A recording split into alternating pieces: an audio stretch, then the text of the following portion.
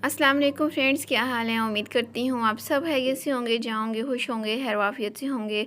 आज की video specially मेरी उन व्यूवर्स के लिए है जिन्होंने बहुत ही ज़्यादा रिक्वेस्ट की हुई थी कि आप हमें अंगरखा फ़्रॉक की कटिंग और स्टिचिंग बता दें। तो आज की वीडियो स्पेशली मैंने अपने उन व्यूवर्स के लिए बनाई है, अपने उन फ्रेंड्स के लिए बनाई है। तो जिन्होंने मुझे रिक्वेस्ट की थी तो उन्होंने वीडियो को बिल्कुल भी स्किप किए बिना एंड तक देखना है। और बाकी भी जिनको अंगरखा फ़्रॉक की कटिंग और स्टिचिंग सीखनी हो या नया डिज़ाइन देखना हो तो आप मेरी वीडियो को बगैर स्किप किए एंड तक ज़रूर देखिएगा। इसके लिए मेरे पास यहाँ पे थ्री पीस जो हमारे ड्रेस होते हैं ना, वही वाला ड्रेस मैंने लिया है। और ट्राउज़र की कटिंग कर लेने के बाद मैंने ट्राउज़र में से जो फैब्रिक बचा था उसके साथ एक पट्टी तैयार कर ली है, जिसके साथ मैंने जो है ना सिंपल सिलाइयाँ लगाई हैं।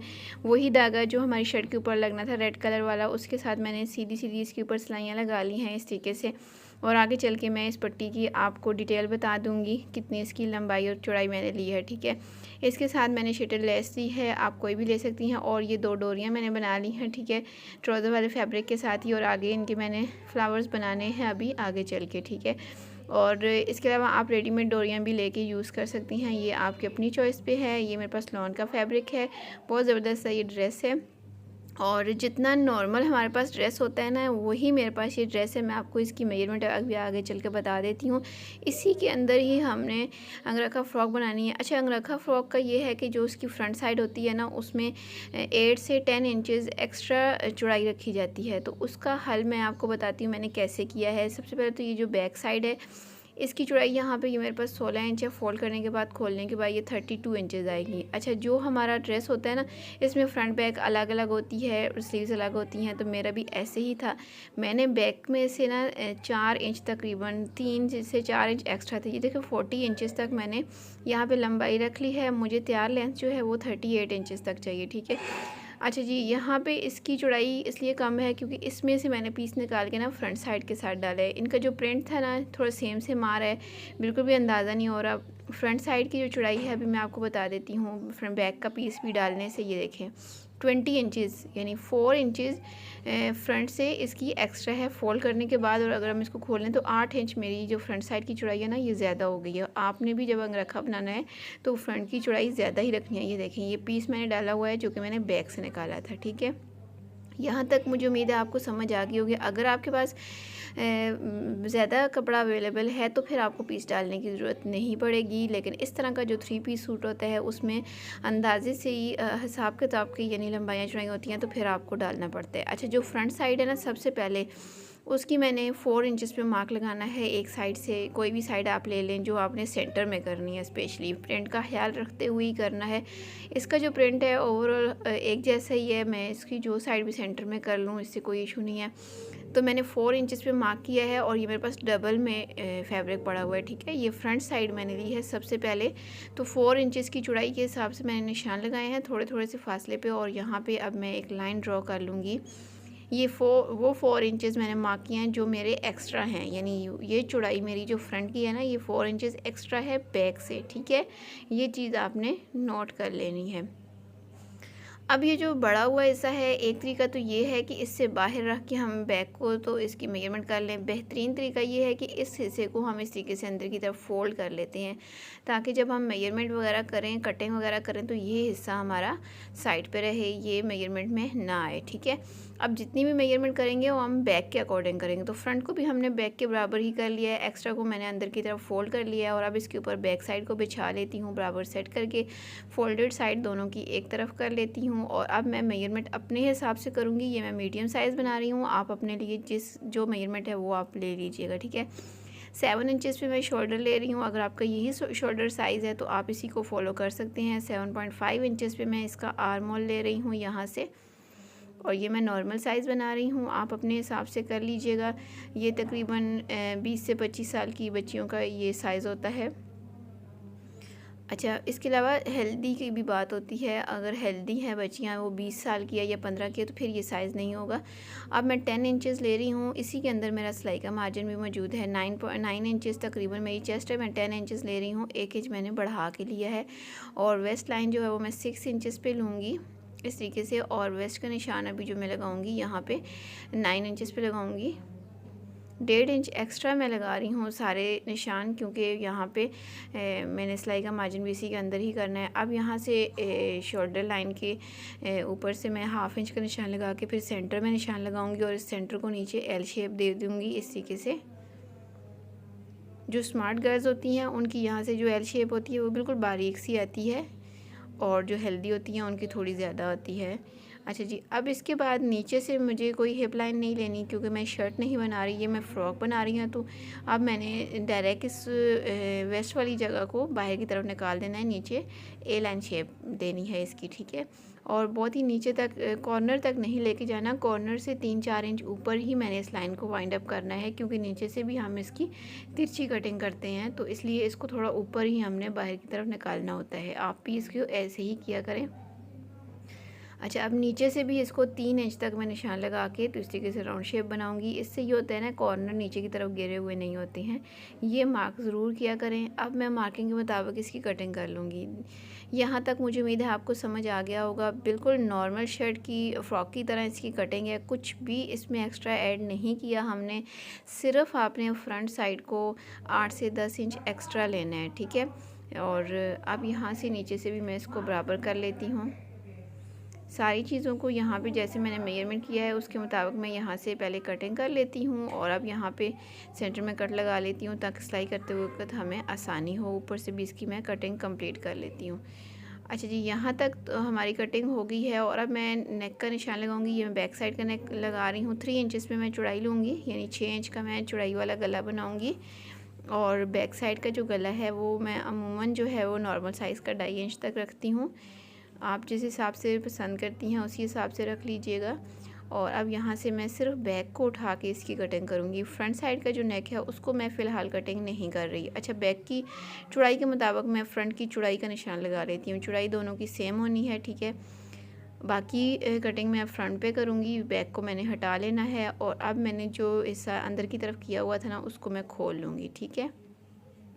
अच्छा, अब यहाँ से जो चीज़ समझने वाली है वो आपने समझनी है।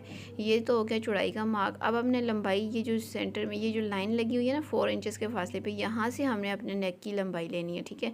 जितना भी हमारा नेक लंबाई में होगा ना, यहाँ से हमने निशान लगाना होगा। 6 इंचेस मैंने अपने गले की लंबाई ली है, और अब हम इसको राउंड वी शेप में ड्रॉ कर लेंगे। यानी बहुत ज़्यादा सीधा भी इसको वी शेप में ड्रॉ नहीं करेंगे और राउंड भी नहीं, बस इस तरीके से हल्का सा इसको राउंड वी शेप देंगे। और इसके बाद जो बड़ा हुआ हिस्सा है ना, उसमें यहाँ से अगर आपका 6 इंचज़ आ रहा है तो आगे वाले हिस्से में आप 7 इंचज़ पे निशान लगाएंगे। सिर्फ मैं 1 इंच बढ़ा के लगाऊंगी।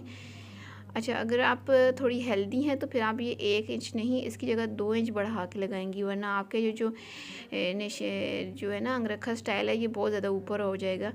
तो अगर आप हेल्दी हैं तो फिर आप इसको 7 की जगह 8 इंचज़ पे मार्क करेंगी। ये चीज़ भी आपने बहुत ज़्यादा गौर से देखनी है और नोट करनी है। अच्छा, ये वाला सेंटर वाला पीस हमने फ़िलहाल संभाल लेना है, ठीक है, इसको फेंकना नहीं है। अब मैं सेंटर में से इसको 2 हिस्सों में डिवाइड कर लेती हूँ, फ्रंट साइड को। अगर आपके पास पहले से ही ये 2 पीसेज हैं तो आप 2 पीसेज ले लीजिएगा। अगर एक ही पीस है तो उसको फिर सेंटर में से कट कर लेना है। अब मैंने बुकरम का एक पीस लिया है जिसको मैंने डबल में फ़ोल्ड करके रखा है, और जो मेरा गला अंदर से निकला है ना, उस गले की बराबर मेजरमेंट कर लूँगी, ठीक है। बुकरम अब आपको अंदाज़ा हो गया होगा कि हमने कितनी चौड़ी लेनी है। जितना हमारा गला है ना, उससे 1 इंच बढ़ा के हमने लेनी है एक्स्ट्रा, और ये इसकी मेजरमेंट मैं इसके बराबर कर लेती हूँ। ये देखिए, इस तरीके से हमें एक्स्ट्रा से मेजरमेंट करने की ज़रूरत नहीं पड़ी। जितना भी आपका अंदर से पीस निकलेगा ना, आपने बुकरम उतनी हिसाब से इस तरीके से ऊपर रख के तो कट कर लेनी है। अब बुकरम के बाहर 1 इंच का मार्जिन छोड़ के एक और लाइन ड्रॉ करूँगी। ये हम एक्स्ट्रा जितनी हमने बुकरम लेनी होगी ना, वो निशान लगाया है। और अब मैं पहले बाहर से एक्स्ट्रा बुकरम की कटिंग करूँगी, और फिर अंदर वाली जो लाइन है इसकी कटिंग कर लूँगी।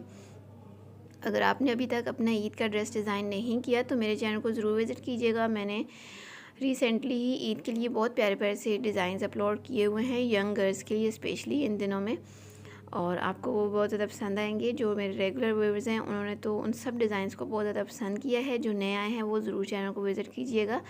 आपको ईद के लिए प्यारे प्यारे से डिज़ाइंस देखने को मिलेंगे, स्पेशली यंग गर्ल्स के लिए, और छोटी बच्चियों के लिए भी बहुत प्यारे प्यारे से डिज़ाइंस मेरे चैनल पर ऑलरेडी अपलोडेड हैं। अब इन बुकरम के पीसेस को 2 हिस्सों में डिवाइड करके मैं अलग से फैब्रिक पे पहले पेस्ट कर लूँगी और फिर एक्स्ट्रा फैब्रिक की साइडों से कटिंग करके ना तो किनारों को अंदर की तरफ फोल्ड करके तो फिर इसको मैं आपको दिखाती हूँ मैंने अगला स्टेप इसके साथ क्या करना है। यहाँ पे ये देखिए मैंने फ़ोल्ड कर लिया है साइड से एक्स्ट्रा फैब्रिक को। अब जो अंदर वाला फैब्रिक है ना इसकी भी मैं कटिंग कर लूँगी, ठीक है। दोनों पीसेस को मैंने अलग अलग पेस्ट किया है और अलग अलग इनको मैंने स्टिच भी करना है। अब इसका तरीका भी मैं अभी आपको बताती हूँ। अच्छा, गला आप अपने हिसाब से कोई भी बना सकती हैं, यानी आपने बनाना तो राउंड वी में ही है, लेकिन इस राउंड वी के ऊपर आप कट वर्क अपनी मर्ज़ी से बना सकती हैं, कोई भी डिज़ाइन बना सकती हैं। अब ये देखिए मैंने गले को पेस्ट करके शर्ट के साथ लगा के बैक पे पलट भी लिया है। अब ये जो सेंटर वाली फैब्रिक है ना इसको मैं सिंपल इस तरीके से डबल में फोल्ड करके किनारे की सिलाई लगा लूँगी। कुछ भी नहीं करना, सिर्फ सिंपल सिलाई लगाऊँगी। आप पाइपिंग बनाना चाहें तो आपकी अपनी चॉइस पे है, ठीक है। यहाँ पे दोनों साइडों की मैं सेम सिलाइयाँ लगा लूँगी। यहाँ पे ये देखिए दोनों साइडों की मैंने सेम सिलाइयाँ लगा ली हैं। यहाँ तक मुझे उम्मीद है आपको समझ आ गया होगा। अच्छा, अब किस तरीके कौन से वाला हमने ऐसा ऊपर की तरफ रखना है, ये देखें राइट साइड वाला मैं सॉरी लेफ़्ट वाला जो है ना वो राइट के ऊपर हम लेके आते हैं। आप अपने हिसाब से कर लीजिएगा, जितना हिस्सा हमने ऊपर करना है ना वो मैंने ऊपर की तरफ कर लिया है। और अब ये वाली जो पट्टी मैंने आपको स्टार्टिंग में दिखाई थी, ये मेरा ट्राउज़र का फैब्रिक था। अच्छा, ये पट्टी आपने आड़ी साइड से बनानी है, सीधी साइड से नहीं बनानी। आड़ी साइड से आसानी से फोल्ड हो जाती है। 1.25 इंच की मैंने चौड़ाई ली थी पट्टी की, उसके नीचे मैंने बुकरम पेस्ट कर लिया था ज़ीरो वाला, ठीक है। और फिर उसको मैंने दोनों साइडों से ये देखिए सिलाइयाँ लगाने के बाद ना इस्त्री की मदद से हाफ इंच अंदर की तरफ फोल्ड कर लिया है। और अब मेरी पट्टी जो है वो 1.25 इंच तक है, यानी 1 पॉइंट कम है 1 इंच से। तैयार होने के बाद इसकी ये चौड़ाई बची है। अच्छा, नेक के ऊपर लगाने के लिए ना हमें थोड़ा सा इसको लचक देनी पड़ेगी ताकि ये देखें खिंचाव नहीं आए। इसीलिए मैंने आपको बताया था कि ये जो पट्टी है ये सीधी साइड से नहीं लेनी, आड़ी साइड से लेनी है। आसानी से ये इस तरीके से फोल्ड हो जाती है। हाथ से भी आप चाहें तो इस्त्री की मदद से इसको हल्का सा शोवर करके भी शेप बना सकते हैं, ठीक है। ये देखें ऐसे मैं इसको गले की शेप के ऊपर रखती जाऊँगी और फिर नीचे तक इसको एंड तक ले जाऊँगी। यहाँ से कॉर्नर भी बना लेना है और फिर एंड तक इस पट्टी को लगाना है। जो पट्टी बच जाएगी फिर गले की जो दूसरी साइड है ना ये वाली, इसके ऊपर भी हमने इस पट्टी को इसी तरीके से हाथ की मदद से लचक दे के तो लगा लेना है। ये देखें दोनों साइड पे मैंने पट्टियाँ लगा ली हैं। पट्टी की मैंने एक ही साइड पे सिलाई लगाई है, ठीक है। दूसरी साइड की सिलाई अभी रहती है, वो इसलिए क्योंकि यहाँ पे दूसरी साइड के नीचे ना मैंने लेस को लगाना है, ठीक है। आप यहाँ पे कोई ट्रायंगल्स वगैरह या लूप्स वगैरह भी लगा सकती हैं। यहाँ से डिज़ाइनिंग आप अपनी हिसाब से कर सकती हैं, लेस को स्किप भी कर सकती हैं। मैं इसके नीचे लेस को रख के लगाऊंगी। बहुत प्यारी सी शटल लेस है, आपको ये बहुत ही आसानी से मार्केट में मिल जाएगी। पूरी पट्टी जहाँ जहाँ तक लगी हुई है ना उस सारी के नीचे लेस को मैं स्टिच कर लेती हूँ। और अब मैंने इसको सेट करके रखना है। जहाँ पे पहले मैंने नीचे ना बैक साइड को बिछा लिया है और बैक के ऊपर फ्रंट को इस हिसाब से बिछाया है कि फ्रंट के जो कॉर्नर्स हैं ना, आर्म होल्स वगैरह, जो फिटिंग साइड है, शोल्डर साइड है, उन सबको मैंने बराबर करके सेट कर लिया है। और जहाँ पे हमारी ये सेटिंग बिल्कुल कंप्लीट आ रही है ना, अब यहाँ से आपने क्या करना है, अगर आप फैब्रिक ग्लू का इस्तेमाल करती हैं तो इसको ले लें, ठीक है, या फिर आप पिन्स लगा लें, ये आपकी अपनी चॉइस पे जो आपको ज़्यादा आसान लगे, ठीक है। अब गले की मैं मेजरमेंट कर लेती हूँ यहाँ से कि हमारा गला बराबर है कि नहीं। ये देखें तकरीबन 6.5 इंच आ रहा है, हाफ इंच ऊपर से सिलाई के अंदर चला जाएगा, 6 इंच बच जाएगा, ठीक है। जहाँ पे ये सेट आ रहा है ना, मैंने फैब्रिक ग्लू की मदद से इसको यहीं पे ये देखें इस तरीके से जोड़ लेना है। इससे जो है ना स्टिचिंग बहुत ज़्यादा आसान हो जाती है। आप बिगनर्स हैं तो आप ज़रूर इस चीज़ का इस्तेमाल किया करें, वरना जब आप इसको मशीन के नीचे लेके जाएंगे ना यहाँ पे सेट करने के बाद, तो ज़रूर जो है ना फैब्रिक आगे पीछे होता है और फिनिशिंग बिल्कुल भी नहीं आती। फैब्रिक ग्लू से ये है कि ये देखें हर चीज़ अपनी जगह पे सेट आ गई है जहाँ पे मुझे इसको लगाना है। अच्छा, यहाँ पे ये देखिए मैंने इसको लगा लिया। आप पिन्स भी लगा सकती हैं, फिर से मैं बता रही हूँ। और पिन्स लगाते वक्त बैक को साथ में बिल्कुल भी नहीं जोड़ना, ठीक है। अच्छा जी, इसके बाद नीचे से हमने इसको कट भी छोड़ना है, यानी ओपन छोड़ना है। ओपन आप अपने हिसाब से रख लीजिएगा। अगर आप यंग गर्ल्स हैं तो आप 16-17 इंच तक जितना भी आप रखना चाहें रख सकती हैं। मैं यहाँ पे 15 इंच तक रखूँगी। नॉर्मल सा साइज़ है ये, बहुत ज़्यादा मैंने ओपन नहीं छोड़ा। अगर आप करना चाहें तो ये 18 इंच तक भी कर सकती हैं, कोई इशू नहीं होता है, क्योंकि नीचे से दूसरा जो साइड होती है ना वो भी बड़ी हुई होती है, ठीक है। अब ये जो डोरियां हैं ना इनको भी हमने यहाँ पे लगा लेना है। ये देखिए कॉर्नर पे बिल्कुल इसके अंदर रख के फैब्रिक ग्लू लगा हुआ है ऑलरेडी, और यहाँ पे ये अच्छे से फिक्स आ जाएंगी, ठीक है। आप यहाँ पे रेडीमेड डोरियाँ लगाना चाहें तो वो भी लगा सकती हैं। अब मैं यहाँ से इसकी सिलाई लगाना स्टार्ट करूँगी और ये जो निशान मैंने लगाया ना, यहाँ तक इस निशान की तक इसकी सिलाई कंप्लीट करके फिर शोल्डर की सिलाइयाँ भी लगा लेती हूँ। यहाँ पर देखें ये मैंने सिलाइयाँ लगा ली हैं और नीचे से इतना हिस्सा मैंने ओपन छोड़ दिया है और शोल्डर की सिलाइयाँ लगाने के बाद बैक का गला भी मैंने बना लिया है। ये वाला जो हिस्सा है ना, इसको मैं बिल्कुल बारीक सिलाई के साथ तरपाई कर लूँगी ताकि ये बड़ा हुआ नीचे की तरफ ना लगे। यहाँ तक इसकी मैं तरपाई कर लूँगी, ठीक है। अच्छा जी, इसके बाद अब मैंने पहले स्लीव्स को तैयार करना है। स्लीव्स का भी बहुत प्यारा सा डिज़ाइन है, आपने इसको स्किप नहीं करना, कस्टमर की रिक्वेस्ट पे बना रही हूँ। वैसे तो ये जो स्लीव्स है ना, ये बिल्कुल परफेक्ट है इनकी लंबाई, यानी 24 इंच है। मुझे तैयार लंबाई जो है वो 22 इंच तक चाहिए, लेकिन यहाँ पे जो कस्टमर की डिमांड है वो ये है कि मैंने फ्रंट साइड पे यानी बॉटम साइड पे ना ट्राउज़र के फैब्रिक के साथ डिज़ाइन बनाना है, ठीक है। डिज़ाइन तकरीबन 3 से 4 इंच चौड़ा होगा, ठीक है। तो ये वाला जो बॉर्डर है ना, इसको मैं कट करके उतार लेती हूँ। इसको मैं आगे पट्टी के तौर पे यूज़ कर लूँगी, अगर हुआ तो कर लूँगी, नहीं तो इसको हम स्किप कर देंगे, ठीक है। इसकी हमें ज़रूरत नहीं है, इसको मैंने हटा लिया है। इसकी लंबाई मैंने कम इसलिए की है क्योंकि आगे डिज़ाइन बनना है, ठीक है। अब इसकी जो चौड़ाई मैं लूँगी, शोल्डर से 1 इंच बढ़ा के लूँगी। शोल्डर मेरा 7 इंचज़ था, सॉरी आर्म होल, तो जो स्लीव्स की चौड़ाई है वो 1 इंच बढ़ा के 8 इंचज़ पे ले लूँगी। ये देखिए 8 इंच पे मैंने स्लीव्स की चौड़ाई ली है। और इसके बाद कटिंग के लिए नीचे से ओपन साइड से 3 इंचज़ पे मार्क लगा के अब मैंने शोल्डर की शेप बनानी है इस तरीके से। शोल्डर की शेप बनाने के बाद आगे से जितनी मैंने इसकी फ़िटिंग रखनी है, बहुत ज़्यादा फ़िटिंग नहीं दे रही, थोड़ा सा लूज़ ही बना रही हूँ, तो इसलिए यहाँ पे मैं 5.5 इंचज़ तक इसका निशान लगाऊंगी चौड़ाई का। हाफ़ इंच सिलाई के अंदर चला जाएगा तो 5 इंचज़ यहाँ पे बचेंगे।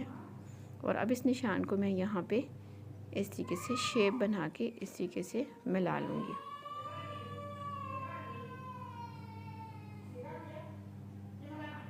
यहाँ पे ये देखिए इसकी मैं कटिंग करूँगी।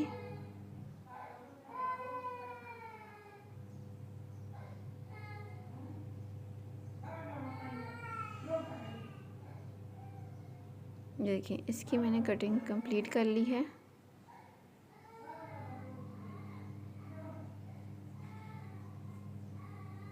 अच्छा, अब मैंने ये ट्राउज़र का फैब्रिक लिया है और जितना हमारा चौड़ाई में अर्ज़ होता है ना, ये सारा मैंने ले लिया। ये देखें इस पट्टी की लंबाई मेरे जितना अर्ज़ होता है ना, वो सारी मैंने ले ली है।